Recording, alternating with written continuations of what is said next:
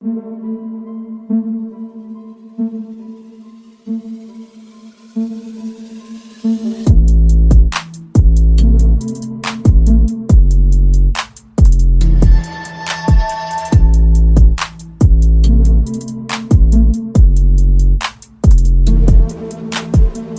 and welcome to the Devin Booker episode of the Hoop Theory Podcast, aka episode 70. My name is Logan Wertman, recording this one on the evening of Friday, January 12th. And as usual, I'm joined by my kind co-host, Jacob Roth.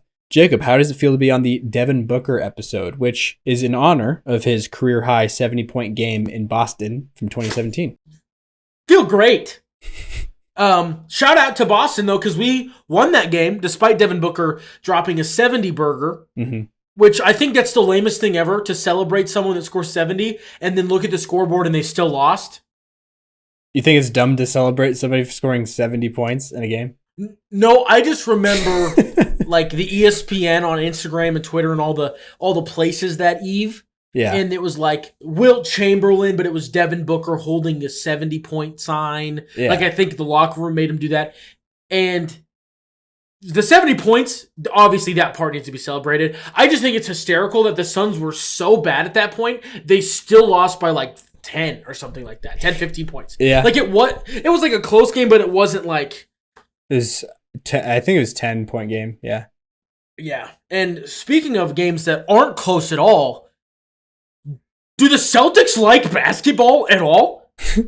Because sometimes I feel like I turn on the TV, all excited. Oh, Bill Belichick quit being the head coach of New England. Let's watch my favorite basketball team to cheer me up. And then I watch the equivalent of Centennial High School, shout out to Utica, Nebraska, walking out onto the court against the greatest basketball team you've ever watched, where apologize to Bobby Portis. Bobby Portis drops 28. My eyes were popping out of my head watching him do that. I was just begouged. It was so irritating.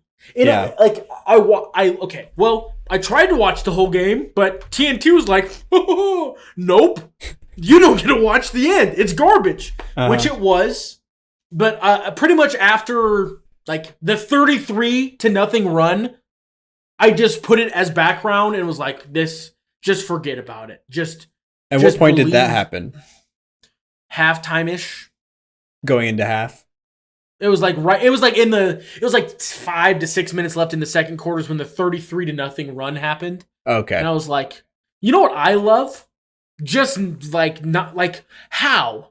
And what confuses me more is like the only person that I would say, like, it looked like we were just playing a slower version of basketball than them. Like, everything developed slower. We took less shots. If you like look at the Celtics shooting percentages, they're not atrocious outside of Jaylen Brown, who was like 4 for 16 because shooters shoot. But everyone else was like fine-ish. Not good, but fine. And then they sat starters the entire second half, and it was a terrible day for Boston sports fans. But we got Gerard Mayo hired today, which I am pretty amped about. New coach. For those of you, new coach for the New England Patriots. I know this is a basketball podcast, but guess what? I watch other sports, so you have to listen to this for 2 seconds. Gerard Mayo, legendary middle linebacker, Tennessee Volunteer for college, and played middle linebacker for the Patriots from like, I don't know when he started. I think he won 2 Super Bowls. This is the head coach? The new head coach. Yeah, okay. He's like 37. Wow. He's like young. Like a rebuilding phase, obviously. Yeah. Is Robert Kraft really like still the head honcho? Yeah, he still owns the team. We're also getting a GM. Ooh, because we've been Popoviching it since Bill Belichick got there. Almost. Oh, so was Popoviching before Belichick was? I thought that was like the other way around for some reason. Maybe I just call it Popoviching because it's a basketball podcast. Yeah. I think technically Popovich is Belichicking, but... Maybe. I don't know what year. I know this Popovich became the GM in like the 90s. Popovich was technically never hired as a head coach in the NBA. He's considered like the best coach ever, and he literally was never actually hired to be the head coach. He was the GM who appointed himself the head coach. So it was Popovich did it first because midway through the 96-97 season, he took over as head coach. Yeah. So Belichick is Popoviching, which is cool. And I think the reason that we use those is because those are the other teams have tried it, and these are the only two people that did it to any level of success. Yeah, at it had all. staying power. Yeah. And I think both of them are because they could build around two or one or two Hall of Famers. Obviously Belichick had Brady. Yeah. And then Popovich had Duncan. Yeah. Those are you know what I mean? They both had players. That guy that they could be oh, I made a mistake as a GM. Doesn't matter. I've got that guy. Mm-hmm. He'll do some wizard stuff. That went on a tangent. Very disappointed in the Boston Celtics. Joe Mazzulla, you know what I love? That you get timeouts in a game and you can call them.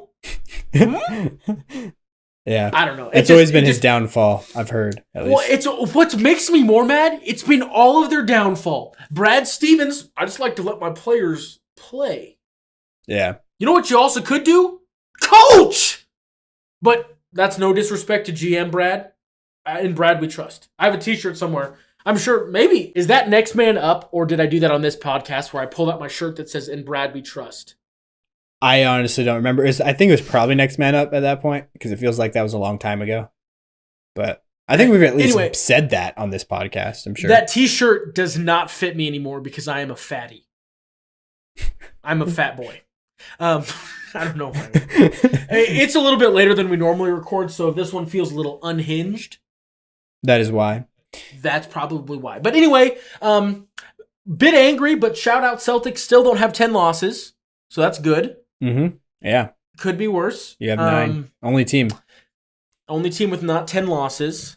Celtics are terrible on the road. Also, I'm going to throw this out there, and I think you said something about it when we were talking. Schedule loss a little bit. Yeah. You can't lose like that. It was a scheduled loss, but not a scheduled blowout. It was not a schedule bend over and accept what's happening to you. Yeah. Type of game. It should not have been. Mm-hmm. But hey, one thing that the Bucks can do is sit their star player and not let him play 35 points a game to break some sort of scoring record like the Sixers. I feel like I haven't down talked the Sixers and Joel Embiid in a while. We just have a whole episode about that. I wasn't mean enough to him. I don't think I was mean enough. We were talking about how good of a season he was having. So yeah, it was more positive than usual for sure. And also something I noticed today. So for those that remember, listened last year, I had a weird cult following of the Kings. Yeah, I've dropped off a little bit this year, as I have with the Cavs too.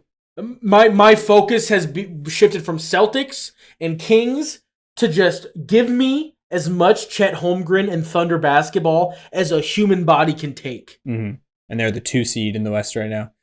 Oh, man. Before we get into that, though, I just wanted to interject the, put some respect on Bobby Portis' name a little bit. Because that was, how many games do you think he's scored? Where do you think that ranks in his all-time scoring highs in games?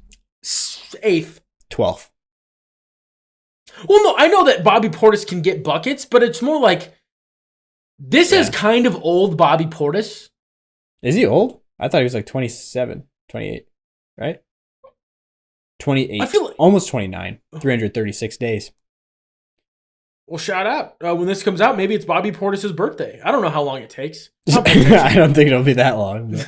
Well, what if we do record on Bobby Portis' birthday, no matter what the number is, he gets the episode. Okay. I don't know what it is. It's a month from now, so it'll be a few episodes. It'll be 73, 74 episode number. Okay. Also, make this a clip. Okay? Ready for this? Okay. Hey there, everyone. This is getting interjected in the beginning of the intro for the Hoop Theory podcast, but I personally believe that the BYU legend Jimmer Fredette deserves an episode to be named after him, and certain other people that may or may not be a part of the podcast are haters. So, if under this little TikTok or Instagram or whatever, just comment #free my boy Jimmer, boy spelled with an I, that would be appreciated. Then I could finally get an episode named after Jimmer Fredette. And for all you youngins that don't know who that is, so the way that you look at like Steph Curry, like pulling up from half court and go, "Oh, I'm Curry," a whole generation of people yelled that for Jimmer Fredette. He played for BYU. He's a legend in China. And then he's also taking over the 3x3 circuit in the Olympics. Oh, really? I didn't even know that. Jimmer is spelled Jimmer. Free my boy BOI Jimmer. Hashtag underneath. Thank you. I'd like to get this hashtag trending because obviously our podcast has that type of power. This is way too rambly to be a TikTok. Anyway, do that. You can cut that out and just make it a clip and not have it be a part of the podcast. I don't care. We talked about kind of irrelevant people being a podcast title. And I was like, my boy Jimmer is on there. Anyway. Didn't we agree to a number for him? I can't remember what it was. I think I made his career high in China. Yeah. So it was like 75 or something like that. I thought his career high I don't remember. I'll have to find it. It was a number that it wasn't 73 because 73 is what you wanted for some reason. But I wonder, because my thought is, let's say that goes like rampant through like Mormon Twitter, then we're famous. We're Mormon famous, and that's even more famous than regular famous. Maybe, yeah. I don't know. Imagine, okay, close your eyes and imagine this. A Mormon pastor brings us up during a sermon in Utah. That would be a level. That could be our future. Yeah. We'll never hear about it, but that could be our future. Mm-hmm. And he would just use us as some sort of imagery or metaphor in a sermon? Yes, we are the followers, and Jimmer is Joseph Smith.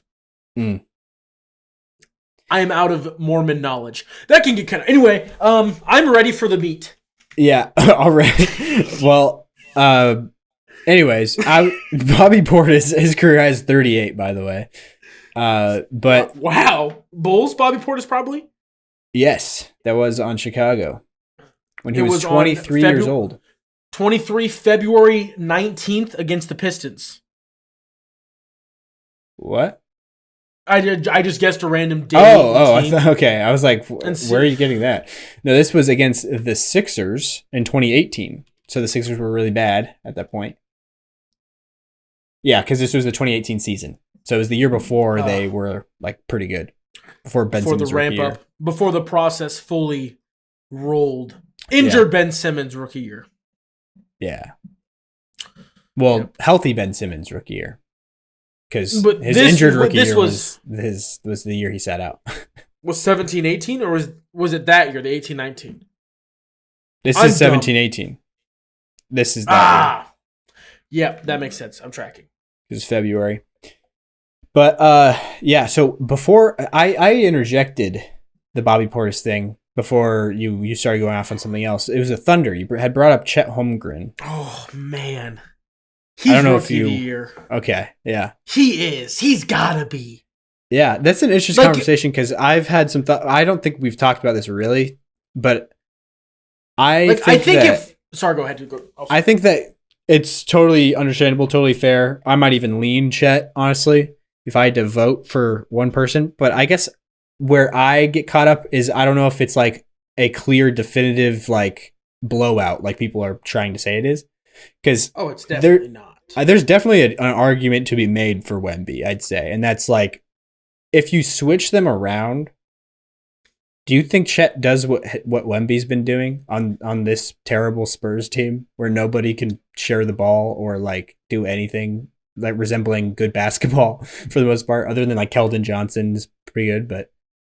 I think it's close. Like, no, but I think it's closer than a lot of people think. Because Chet, I think, is also playing way different than he was if he knew he was the only show in town. He, might acknowledge that I'm, anywhere between the second and fourth best player on my team, depending on what night it is and who's hot and stuff like that. Like, obviously, Shea's one, but, if... but isn't that part of what makes his... case though too, like why he's playing that he's is because he plays into the role and he's being super efficient. Like his efficiency is a huge thing. No, but I think that if he was on a bigger team, his number, or on a worse team where he was like, it's The guy. Chet, I think his numbers would be crazy. You do? Not like break the world, but like, yeah, a little bit. I think his numbers would be kind of nuts. Could be. It's just hard to tell. But I feel like Wemby, imagine Wemby on this Thunder team playing that way. Who knows? It's hard to compare. But that's also hard because Wemby feels like a guy that also would play into a role. Yeah, exactly. You know what I mean? Like, I feel like he's also like, because honestly, he kind of already does, and everyone else around him is definitively worse. Yeah. And just doesn't, they just don't read the game as well as he does. Which is just crazy to think. Like, I get that European basketball, EuroLeague is like catching up to the NBA in terms of like, it's different. It's not the same. It's not the same level, but like guys coming out of the EuroLeague are more and more NBA ready. There's no like growing pain. There's less and less growing pains as time continues. Yeah, for sure. But Wemby, and I think the other thing is I wonder how much of our brains is being infected by like the big media people. Because like you don't ever catch very many like, look at Chet just being a dog, getting that board and outlet passing it, you know? And then Wemby does something crazy. Like that full court. Oh, like you're saying that Wemby gets more media coverage. Yeah, which he should. Yeah. Because of what and he's just a lot more famous. Yeah. Yeah. I'd say why, but what would you guess Chet Holmgren's 3-point percentage on this year has been? I think it's pretty good, but I don't know what I'm gonna go 37%, 38. Somewhere in between. 40.1%. Wow, it has jumped up since last time I looked at it. The last 10 games, it's at 47.8. Okay, that's why. Jeez.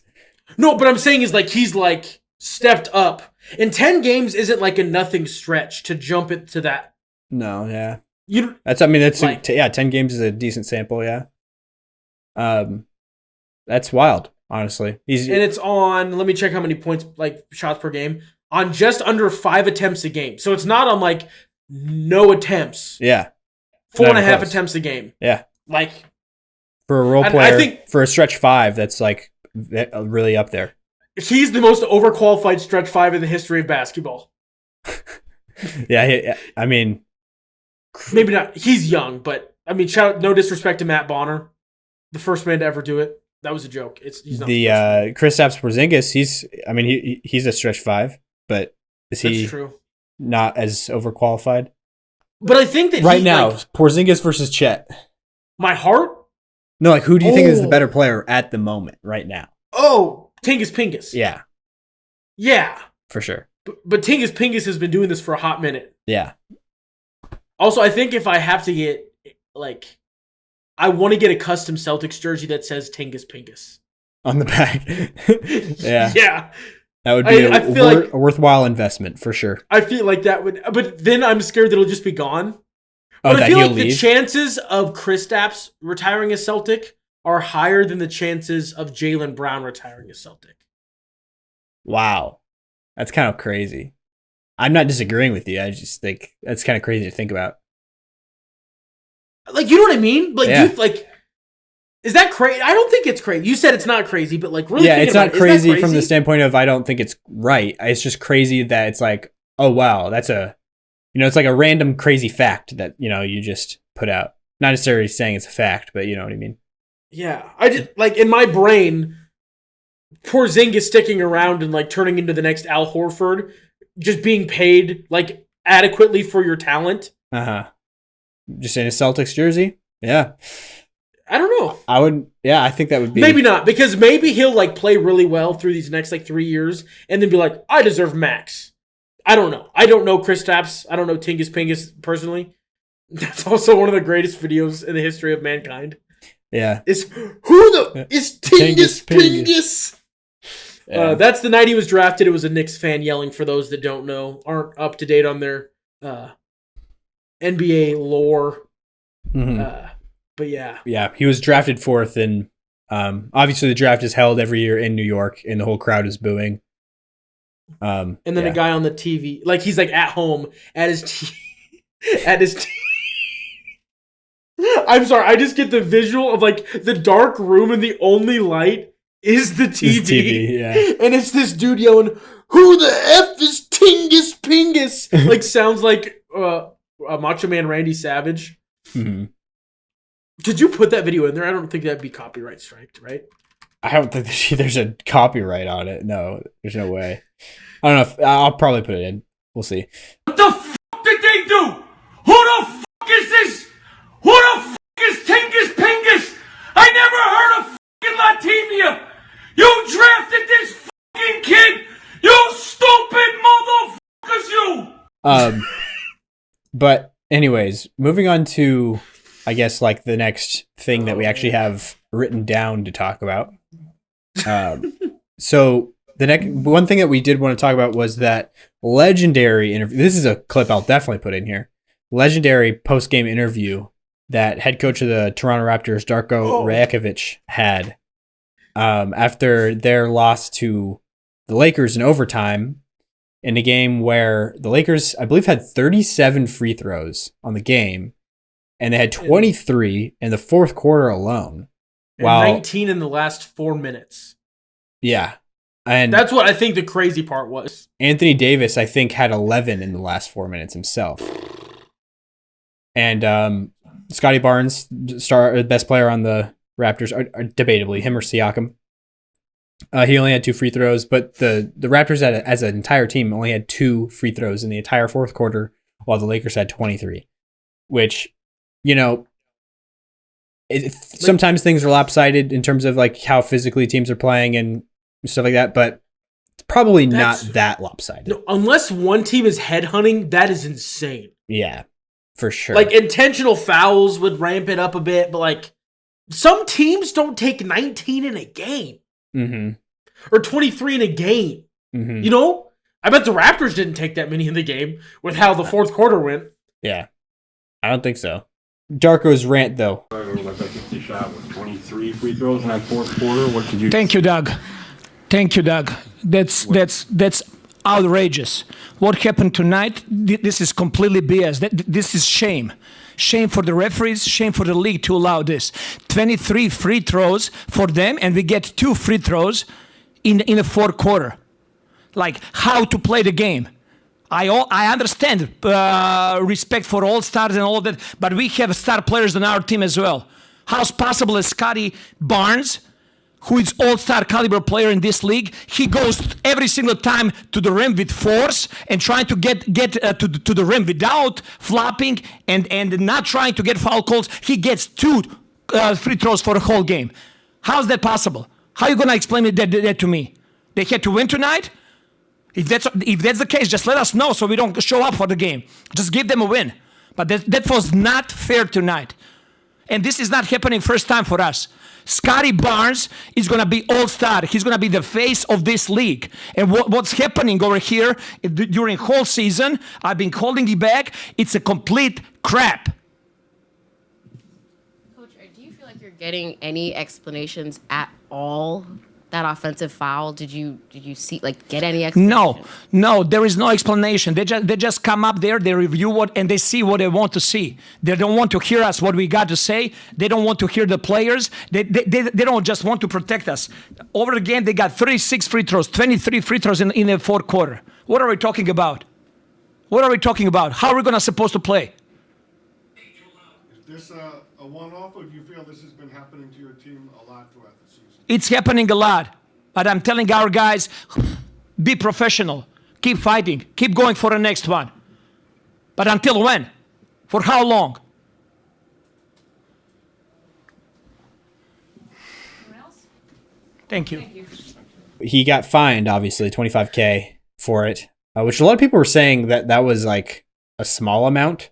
But I think that's just the standard. I'm pretty sure that's like the same amount they fine players and coaches every time in the post-game interview when they criticize the refs.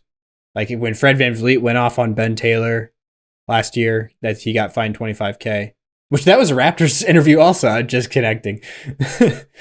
It's just a Toronto thing, I guess. But yeah, so him yelling in his Serbian accent, that this is complete crap and complete BS is just kind of and I love the line that he said about they have to win tonight. Just let us know that so we don't even show up to the game. Like, just tell us beforehand that this is a game that the Lakers have to win. Yep. They had to win tonight. If that's the case, just let us know so we don't show up for the game. Yeah. Just give them a win. But that was not fair tonight, and that is not happening for us. Another all-time quote from the rant. I understand and respect for all stars and all that, but we have star players on our team as well. Another quote. How is that possible? How are you going to explain that to me? Yeah. Okay, and this also unlocked a part of me that I never really verbalized or understood. And I only understand English. The English saying, I'm working on Spanish. Shout out Duolingo. But people yelling in their second language is maybe my favorite thing on the internet. Yeah.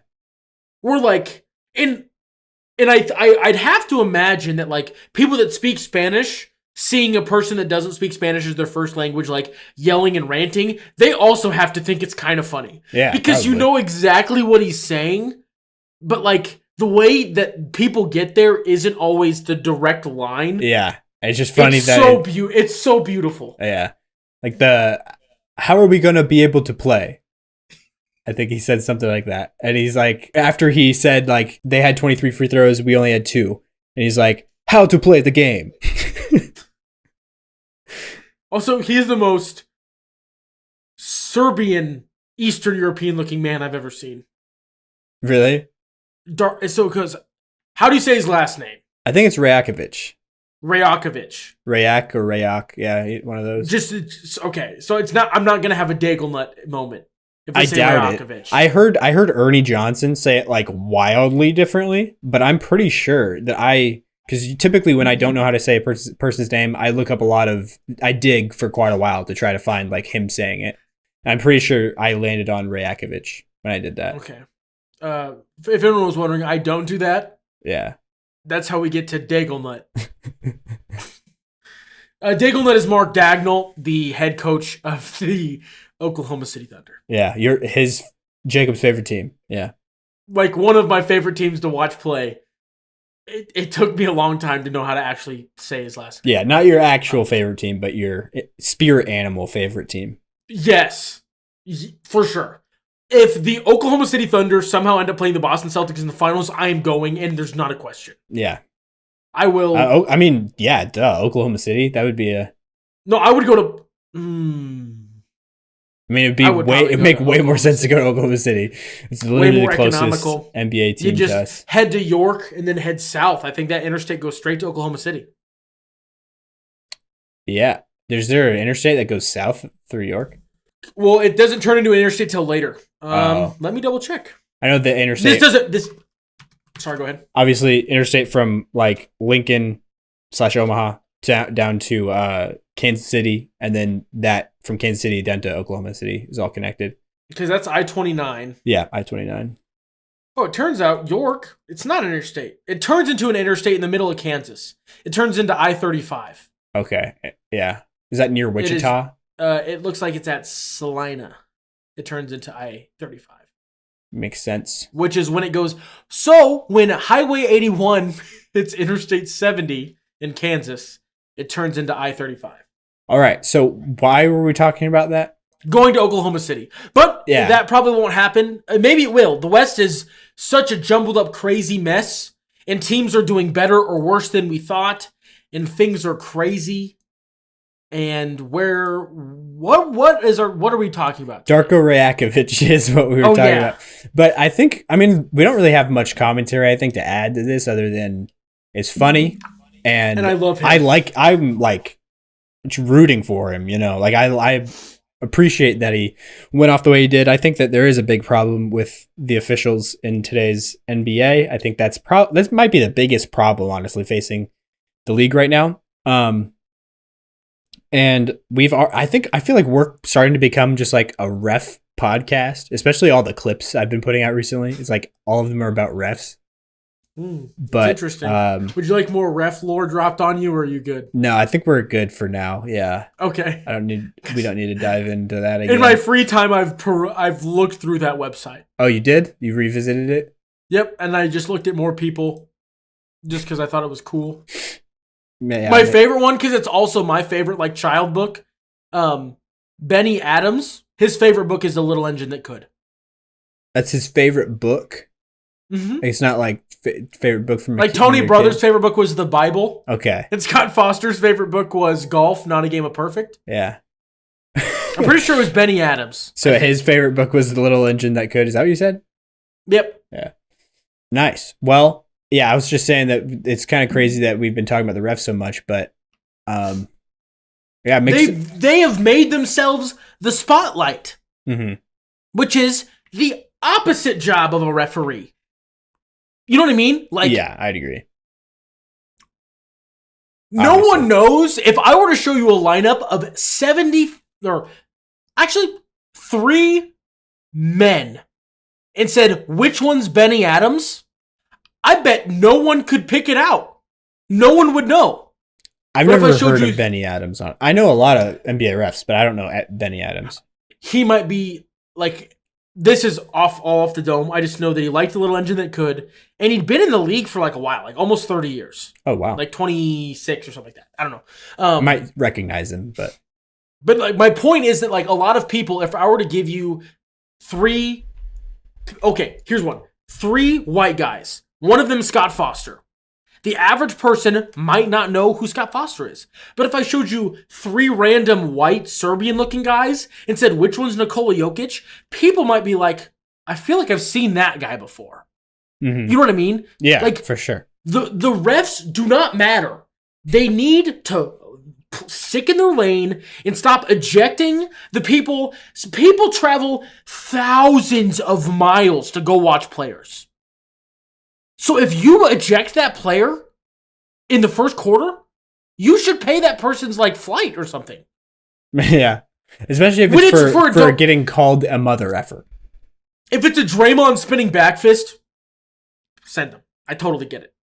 But like, oh, he hurt my feelings. He said that I did a bad job. You did. Yeah. Anyway, honestly. You were talking about a ref podcast and then I started ranting. But yeah, I get giving them a technical sometimes. I don't think Jokić should have even gotten a technical on that play that he got thrown out on according to the rule book. But there's some plays where I'm like, okay, yeah, that's a deserved technical, and it just so happened to be the second technical, so he gets thrown out. But this one, Jokić was he had not had a technical so far in the game, and he really hadn't had any altercations either. It was just like I think he had maybe like done the very tamed down, common, like every star player does most trips down the floor, like kind of like motions, you know? But then, you know, that play happened and he yelled, call the foul, mother effer. And then he was thrown out of the game. Just immediately, instantaneously. That should not happen. It just shouldn't at all. No, it was quite wild.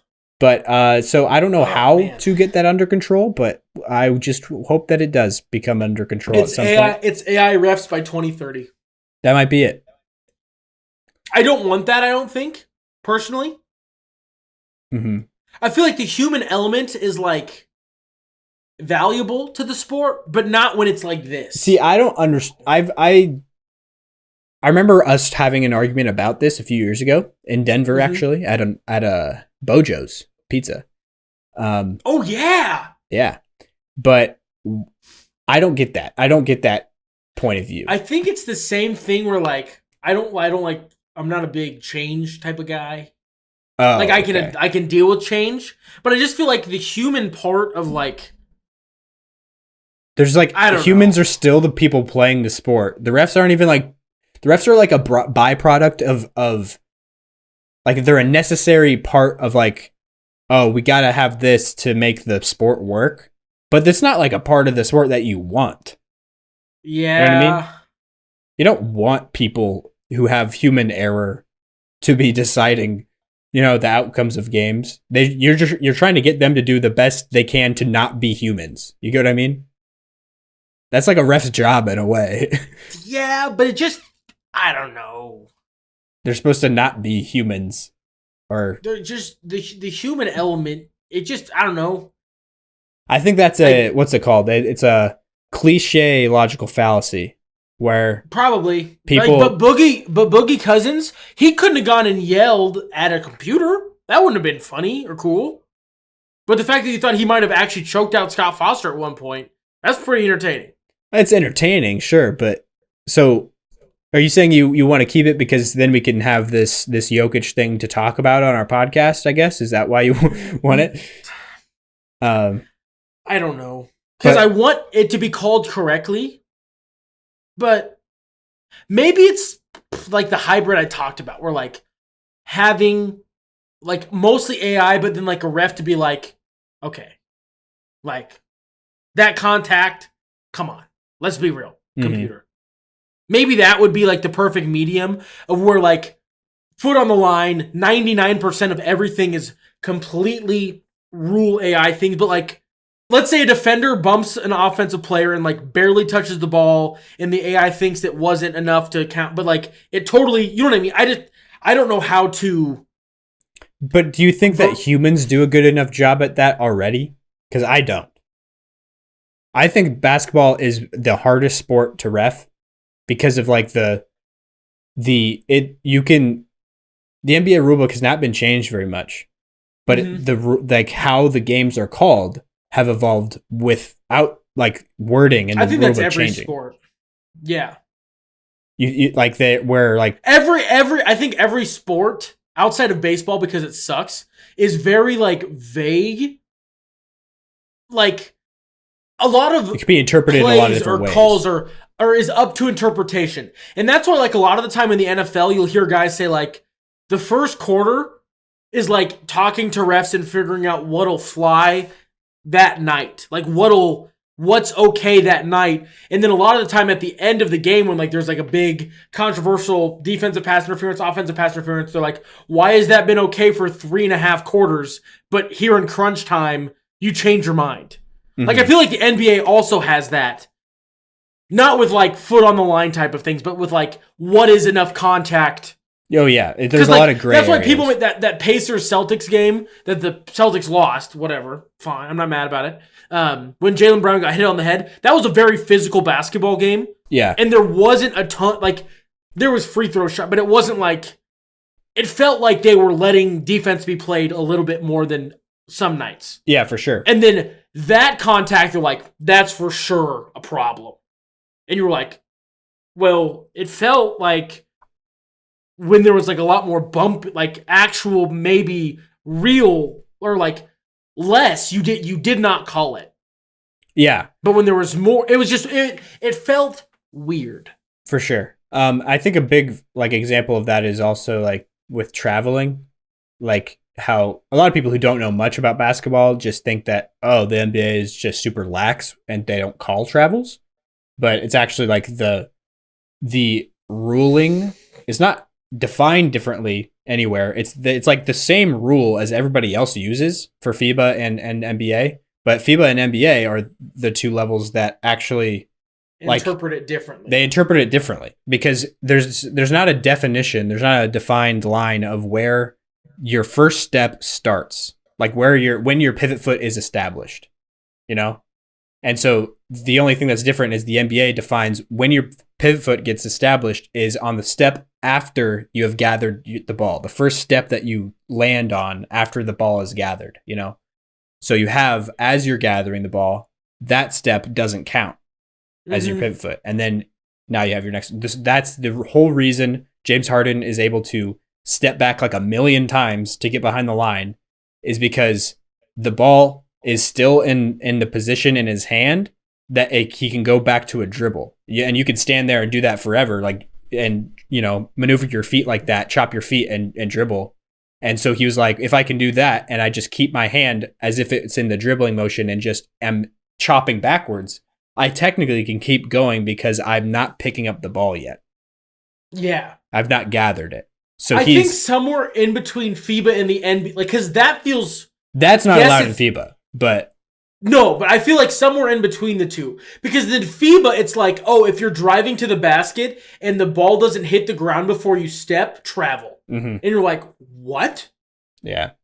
It's a weird line. But at least FIBA still has like the gather step where you can do a Euro. You can Euro step in European FIBA rules. FIBA's everywhere except for the US at all levels is FIBA. Even like kids. Oh, really? Yeah, that's why like that's another big reason for why the US is at a disadvantage in FIBA, because those are the only time United States players play under those rules. But everywhere else in the world, that's how they've played their whole lives, is by those rules. I honestly would be okay with like rolling with FIBA rules if they fix the Rudy Gobert problem, as I call it, is you can just not leave the paint. Defensive ever. 3, yeah. That'd be good to add. Mm-hmm. Like, because it makes players like Rudy and probably like Chet and Wemby just busted. Where they could just stand there and be like, French noises. Yeah. I don't know. I don't know. Be a lot Rules more are an intricate monster. It's a lot of twists and turns to rules. Yeah. I guess where we're going with that was, it's just reffing is nuts. And because we were talking about robot refs. Mm-hmm. And so it'd be hard to actually like be able to get defined lines for a robot to follow. But yeah, it'll be interesting to see where that goes. But anyways, moving on from that, there was something I did want to bring up about last episode when we started talking about, we opened up with the Jokić story, which I also didn't really even say why. I said that you had promised something. I didn't say what. I just kind of didn't ever pick up the rest of that sentence. Jacob earlier, when we were talking on a different episode, said, have we, he brought up the story of when we met Jokić at Olive Garden. Not really met, but saw him. And then you were like, have we ever told that story on the podcast before? I was like, no, I don't think so. And then you were like, all right, well, we'll talk about it on episode 69. And so that's why we did it last episode. But also, something that I forgot to mention, which I'm really surprised that I didn't mention this, because I thought about this not very long ago, is when it kind of clicked for me, that I was like, so I think what got me started into really caring about the NBA, especially the Nuggets, a lot more. Like, I was always a passive Nuggets fan. I was more of like a 2K basketball fan when I was growing up. Then later in high school, I really stopped paying attention to the NBA for a couple of years there. And what really got me back into it was that great season from Jokić that he had, his third season in the league, his breakout. So that was intriguing me a little bit. And then especially after we saw him and like that whole event, I think is really where it was like, I bought in fully and was like, that's my guy, Jokić is like my dude in the NBA. That's when the torch was passed from Carmelo to Jokić for me, even though Carmelo had been gone from the Nuggets for quite a while at that point. And so, yeah, that's without that happening, there's no way I would have ever known enough about basketball to start a podcast. I wouldn't have become like a basketball nerd like I ended up becoming in the next couple of years after that. So thank that day, that the snow, really. Thank the snow and also our friend's dad for not wanting us to drive home in it. That's why we didn't go back? Yeah. I really didn't want to go to class. That's the only part of that I remember. Yeah. I think I'm pretty sure that's what happened. Was like, it was pretty bad on the interstate. I do remember this now. And because they didn't close it yet, but they ended up closing it later. Like, we would have been in the middle of the interstate when they closed it. Oh, did the interstate close? It closed? Okay. I do remember this now. I just remember like being told not to drive by somebody's dad in the group. Yeah. But that was the reason why we went to Olive Garden that day instead in Lakewood, Colorado, and saw Nikola Jokić. But yeah, so if this is all news to you, go listen to the beginning of last episode. We tell that whole story there. The intro is not nearly as long as this one was. It's way shorter. Yeah. Well, I think this one just kind of moved into different topics. It was like that we weren't planning on. Yeah, it's true. As it's kind of continued. We're getting kind of late enough. Do we just want to push back the over-under talk? Or we could do like a conference or a division of the over-unders. Like start looking at them. Because I'm sure we'll probably start talking about teams, Yeah. We do whatever you want, and I'll just follow along with it. Okay. I think I'll just pull up the over-under sheet from that I filled out for us, that we filled out at the beginning of this season. Well, not even at the beginning. It's before the season started is when we did these. We went through each division and did an episode at a time for each of them. And these were the picks that we landed on. So I guess we'll start up in the Atlantic. And I mean, we've already started talking about the Celtics a little bit, but their line preseason was 54.5 wins. Did I end up locking the over? I feel like I should have. You did lock the over. Sick. Okay, I'm proud of myself. And I just did a normal over, but we both did the over on that. And also, to explain the rules a little bit, we can either go over, under, stay away, or lock our over and under on the picks, but we can only use one stay away and one lock per division. It's like a modified version of what Bill Simmons does. Yeah. Ours is actually like more structured though, because their locks are like they can do as many of them as they want, and yeah, it's a little bit different, but this one has more of like a scoring structure to it. So Jacob went over and locked it. We both went over. Jacob locked it.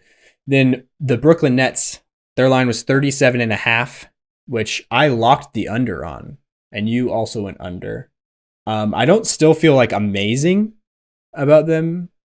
I guess I haven't like paid attention to where the Nets are at in the standings, honestly.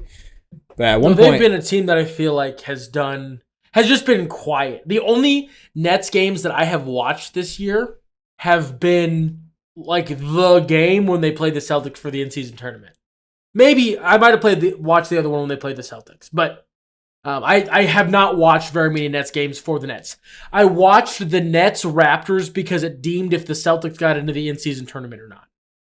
But anyway. Yeah, makes sense. So they actually have less wins than I thought. For some reason, I thought they were like around 500. They're not too far off, but they're 16-22. So they're on a 34.5 win pace out of 82. So they're 3 wins below their line. So I do feel pretty good about that. So I think I'll get my lock there. We both went under on that though. The Knicks, I used my stay away on the Knicks. Their line was 44.5, which would be interesting to see what so they're the opposite. They're 22-16 is their. I didn't let you change my mind, did I? I stuck with the over. You went over, yes, on the Knicks. Sick. I was worried that I let you change my mind. To under? Yeah. I don't know, but I went stay away. No, that's what I mean. Because I feel like when you were talking, you were like, I don't know, but I feel like I was like, yeah, Villanova, let's go. I don't know. I don't remember exactly. Villanova.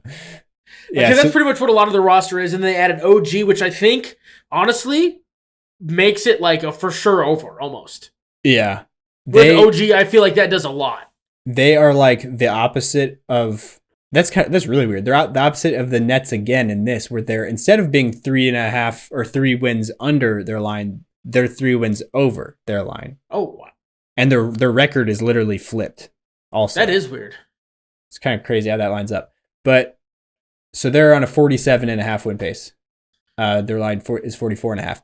So then the Sixers. I used my over or you used your stay away. I went over. Yep. Their line was 48.5. So they're going to be over also. Yeah. Like on pace to be over. For sure. 63.9% win percentage. I think that's like 50 something. Yeah. 50. Oh, that's close. Well, they're 48.5. Yeah. So I think it was because of the whole Harden drama, obviously. Oh, that's probably why that's definitely why it was weird. Yeah. So, but they're on pace for a little over 52. So I think I feel pretty good about that. And stay away, nothing will affect you there. Obviously, that's how that works. The Raptors, 36.5 was their line. And we both went under, which I think started off as a really good pick, but it is pivoted hard. Yeah. I mean, it's going to be tough for them to hit that. Their win percentage right now is 39.5. So that would put them at 32.4 wins on the season. So that puts them under by like 4 wins, which is a decent amount. Wow. So if they feel like they've been playing a lot better. Maybe it hasn't led to wins, but I feel like they've been playing a lot better as the season drags on. Yeah, they're 4-6 in their last 10, which is definitely a better win percentage. Yeah, it just feels like they've been better than that. But yeah, anyway. Yeah, not counting the Lakers game, they were 5-5 in the last 10 before that. That's true. Well, probably. I guess I don't know what the next game that you would add in would be, but and then so that's the whole Atlantic. And then looking at the Central Division, the Chicago Bulls 37.5 wins was their line. We both went under, and they're at 46. They have a better win percentage than I thought. The Bulls have been apparently not terrible. This is a thing that I forgot to bring up a couple of. I apologize. This is a moment. If you're not Coby White, stop listening. I apologize. I disrespected your name at the start of this season. I said there's no world where I would rather have Coby White than have Gabe Vincent. I feel like just an absolute fool of a toque right now. Fool of a toque. I apologize. Fool of a toque. I'm sorry. He deserves more respect than I gave him.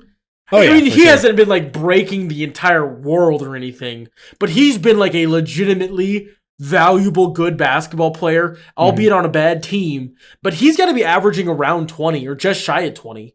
Yeah, I'm not sure, but I think he's having his career best year, which he had already been a lot better than you had thought that he had been already in his career before that. But yeah, he's averaging 18.5. Yeah, I apologize. With 4.9 assists, which has been looked at as his weakness, so a pretty good rate for that as well. Efficient as well, 83% from the line, 45% from the field, and 40% from three. So pretty good season for Coby White. But that their 46% win percentage puts them on a pace for just under 38 wins, which is in fact over their barely. Because 37. It'll be close. That's like it's 37.8 is what they're on pace for, and their line is 37.5. So this is gonna be close for sure. Yeah, either way, it'll affect us the same because we both went under. And then the Cavs line, I went over. I didn't lock it though, but you locked the under on the Cavs, which that might have been a smart move.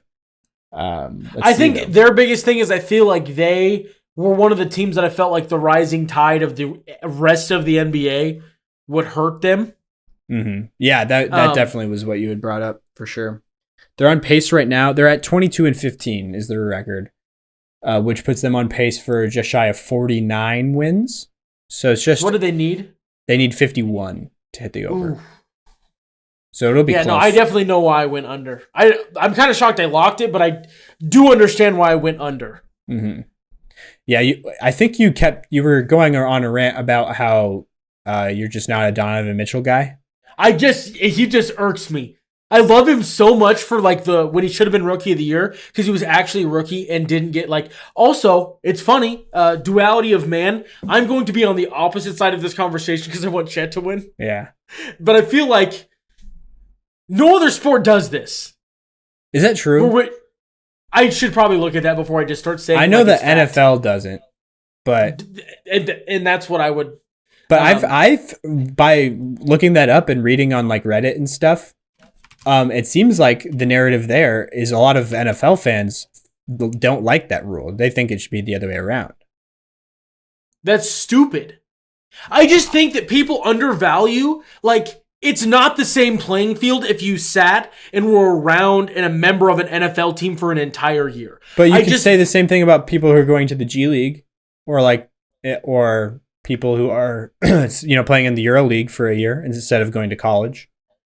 There's advantage. It's just a different situation. But like, why? What are they? Is their first? You just got injured during your rookie year. Yeah, but they'd never played a game, so they're not an NBA rookie. I guess. I don't know. Yeah.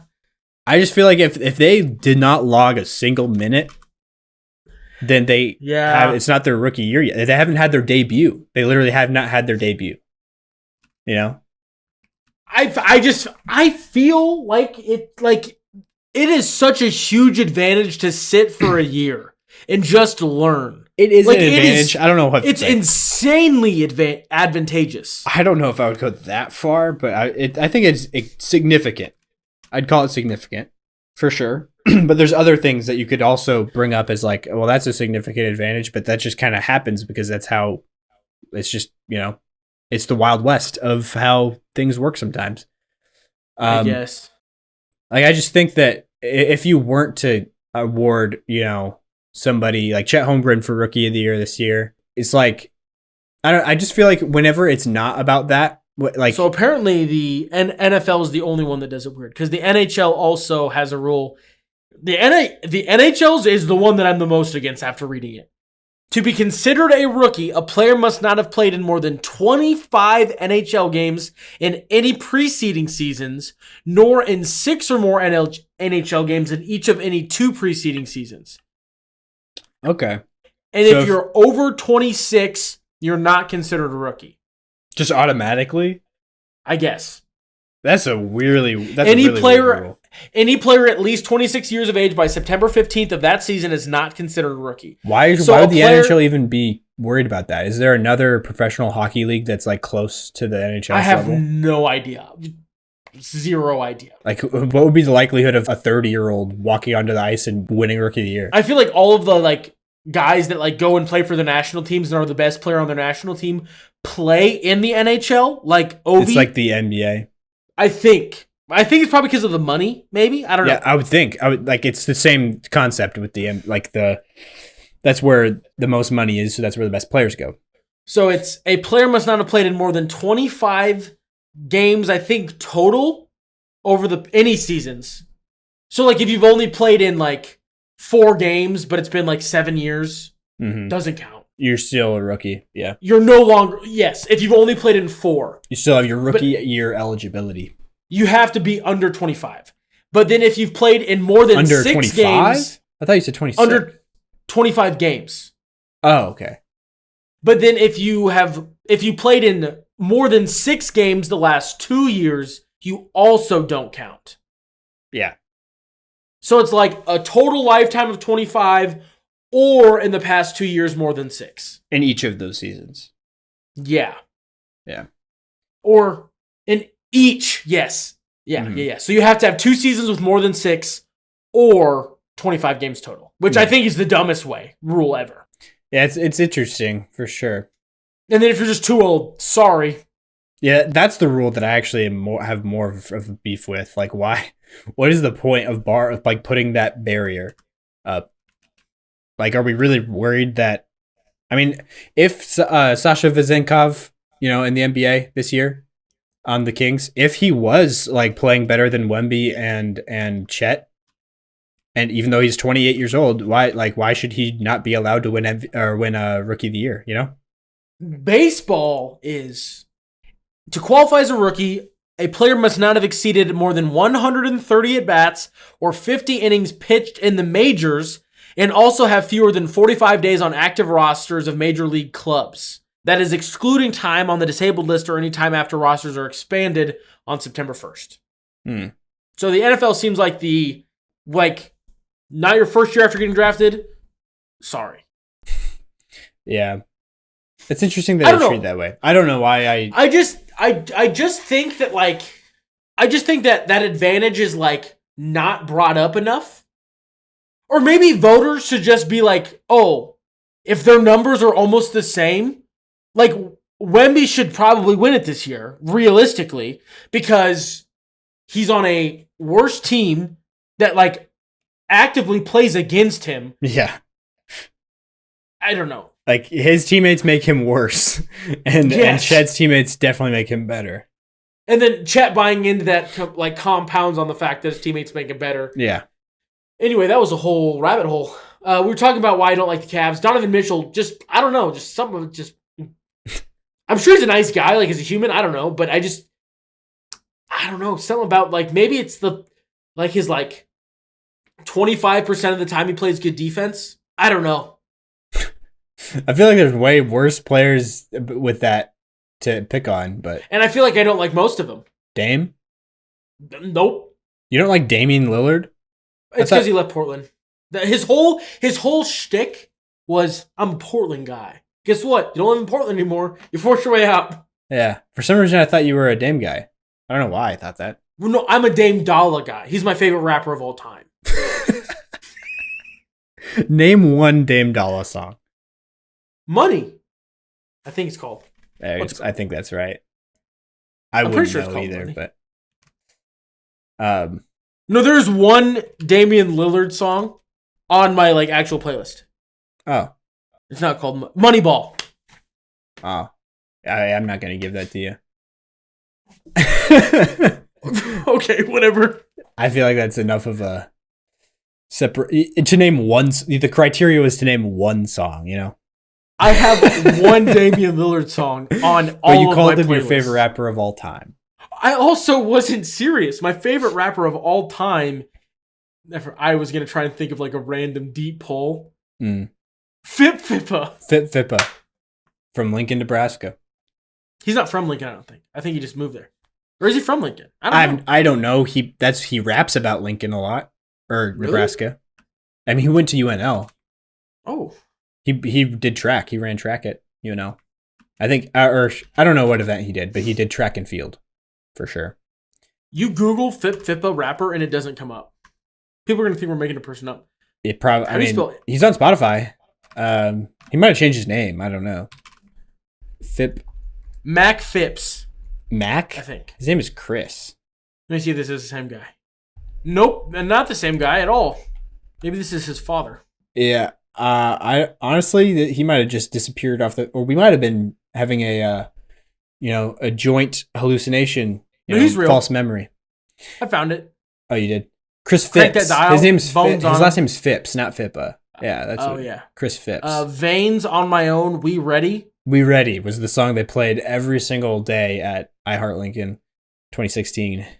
See Me Now and Got It Like That are all of the songs that he has listed on Apple Music under Phippa, but he might have more under Chris Phipps.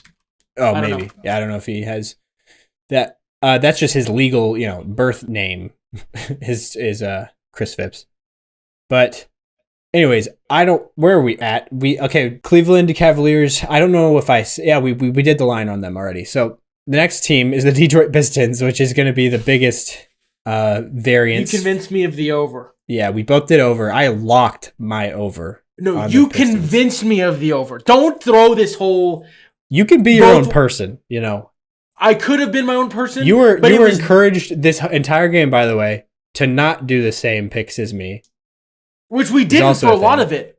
Because I think I switched on the last final Lock It Down episode because we saw Cade Cunningham and Jalen Duren? Yes, Jalen Duren, both playing on the B team. Yeah, they were insane. Yeah. And they were playing super well together. And you're like, and also, their record was not that much lower. It was in the 20s last year, and they did not have Cade the entire season. And so I was getting Cade back, being healthy, they should be good.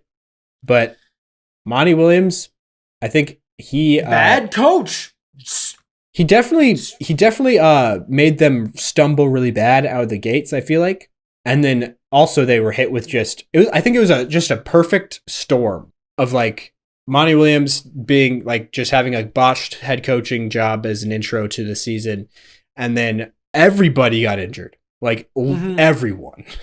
And then all 13 men were down. Yeah. And then they just started losing, and it was the momentum of they just could not win. I mean, they're a better basketball team for sure than what their record is. I think that this Detroit Pistons team is a playoff team in 2014.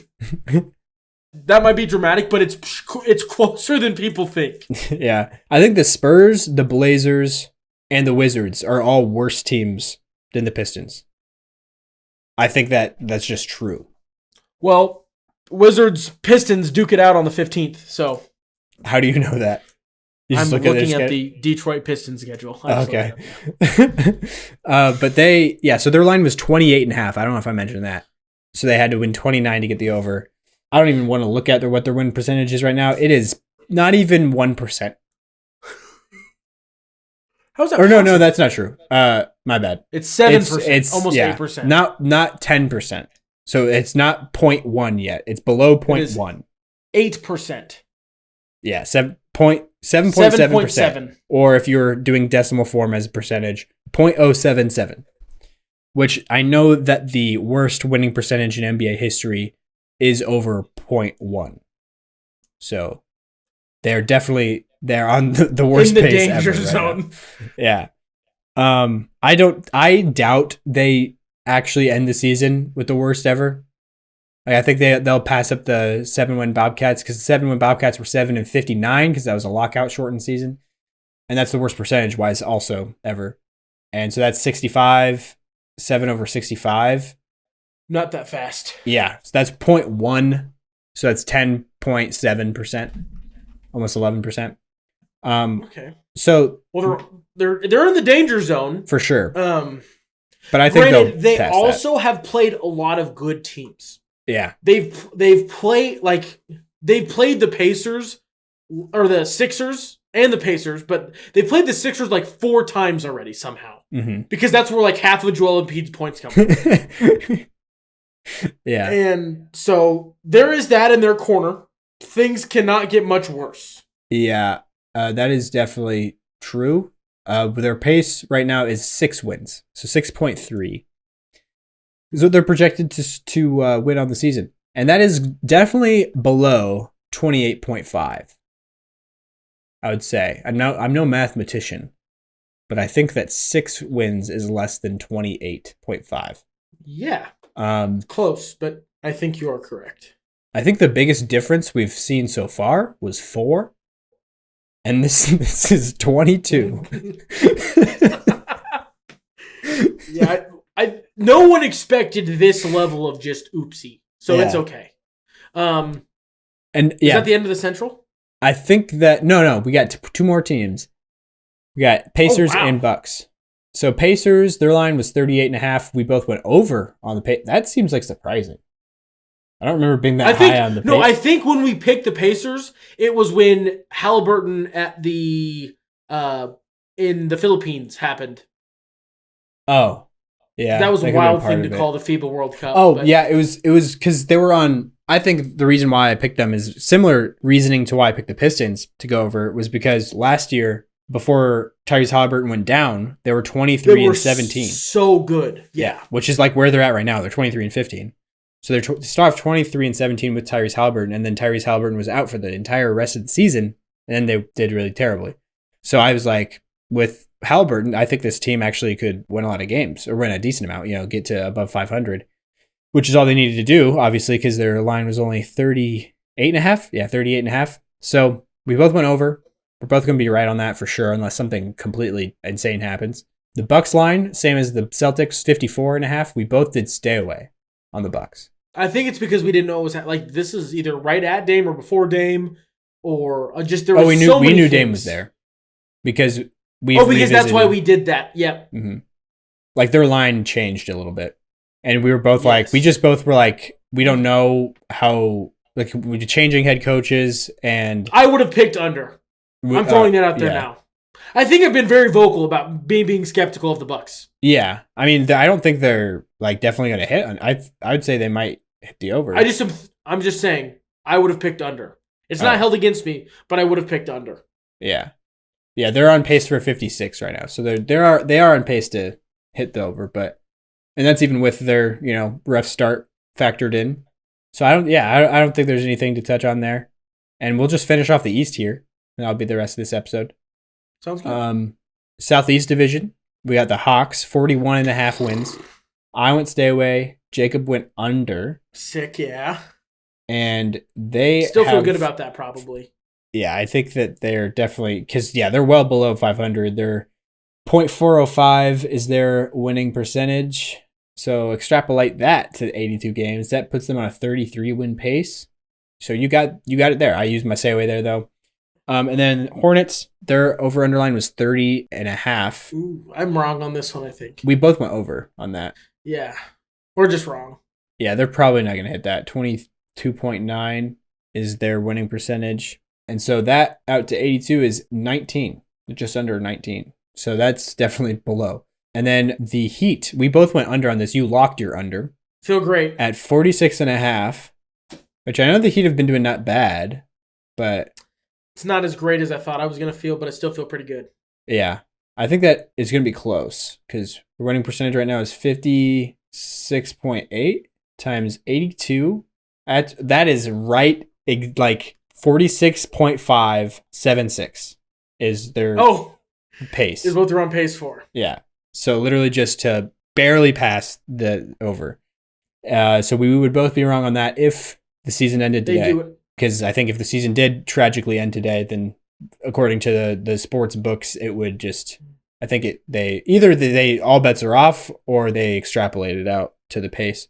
But Orlando Magic is the next team, and they have the same exact pace as the Heat because they have the same exact win percentage and record, 21.6 or 21.6, 21 and 16 is their record, which is a great surprise story. Heat game has gone final maybe since you've updated.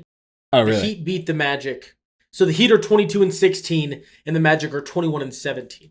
Oh, okay. I just refreshed again, and it's still saying that. What are you on? Google. Oh, I'm just on ESPN. Oh, okay. Yeah, because the game started at 7, so it probably very recently went final. Oh. So Google might be behind. Okay, yeah. Anyway. But they still would be, the Magic are still definitely over on pace. Yes. Because their line was 36.5. We both went over, right? You did stay away. Dang. Shame. Anyway. Yeah. I went over, you stay away. Washington Wizards, this is where I used my lock on the under of 24.5 wins as the line. You just went normal under. And their pace right now is, so their winning percentage is 0.162. And so that out to 82 can't be more than 24.5, I wouldn't think. Yeah, so that's 13. No. 13.3. Definitely feeling good on that one. And so I guess if we're keeping score on this so far, I feel like, who do you think is in the lead just off the top of your head? I guess I haven't. It might be me. Yeah. My locks haven't missed. The Miami one technically counts as a miss right now. Oh, okay. Mine, my Wizards one hit. Detroit definitely is not hitting. Nets. What did we get on that? Yeah, they're 3 wins under, so mine would be hitting on that too. Yours hit miss. It hits on Celtics Cleveland and Celtics. Cleveland. Yeah. Mm-hmm. So we have the same score on locks at least. Yeah, the Bam Adebayo hit a game winner 10 minutes ago. Oh, really? For that Heat Magic. Nice. Line changing. Anyway, there's the East. It's pretty close actually, which is not normally the case. So are both of our locks 2-1 at the moment? Yeah, we're tied on locks. But my third lock was, my one wrong lock was is the Heat close, right? Yes. Okay, cool. Okay. Which now they are less close to it because they got another win. But it is still within.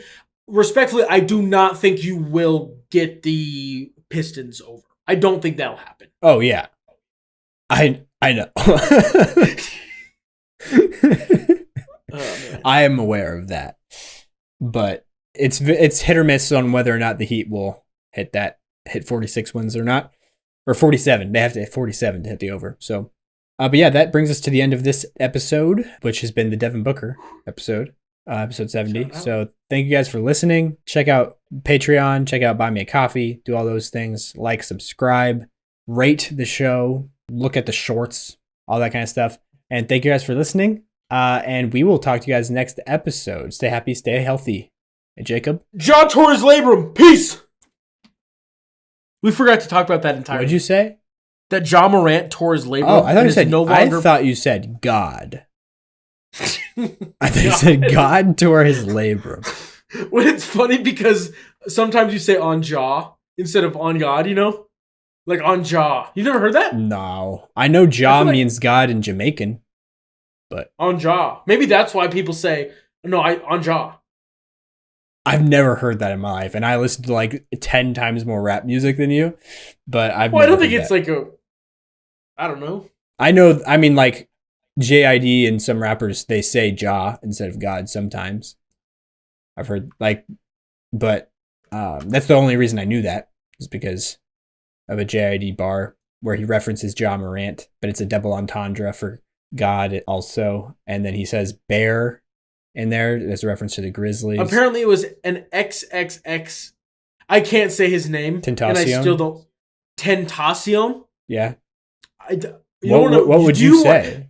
I always say it wrong, and I say XXX Encarnacion because it's the first thing that pops. That is not I know even it's wrong. I know it's wrong, but Tentacion. Tentacion. Yeah, I can't do that. Really? This is Tentacion. Why is that hard? I'm so confused. Also, for anybody wondering where I said Encarnacion, it's from the movie Nacho Libre. Yeah. It's the nun that he loves. Yeah, on jaw, that's like a common verbiage. Wait, let's stick on the Tentacion thing for a second. Why? I'm stupid. No, but end of story. Just say Tentacion. Why you can't? Tentacion doesn't feel like a name. Oh, okay, yeah, that's fair. But I thought you were saying that you literally couldn't say it, even if you were hearing it. Oh said. No, it's not like someone trying to say that Sally sold seashells by the seashore with a list. Okay, I just feel like it's not a name, and it feels weird saying XXX Tentacion. So that's where maybe it's the XXX before, because I can say Tentacion. That's right. Yeah, exactly. That's how I hear it said most of the time. It's XXX Tentacion. Now it's fixed forever. Too late. No new music's coming, but.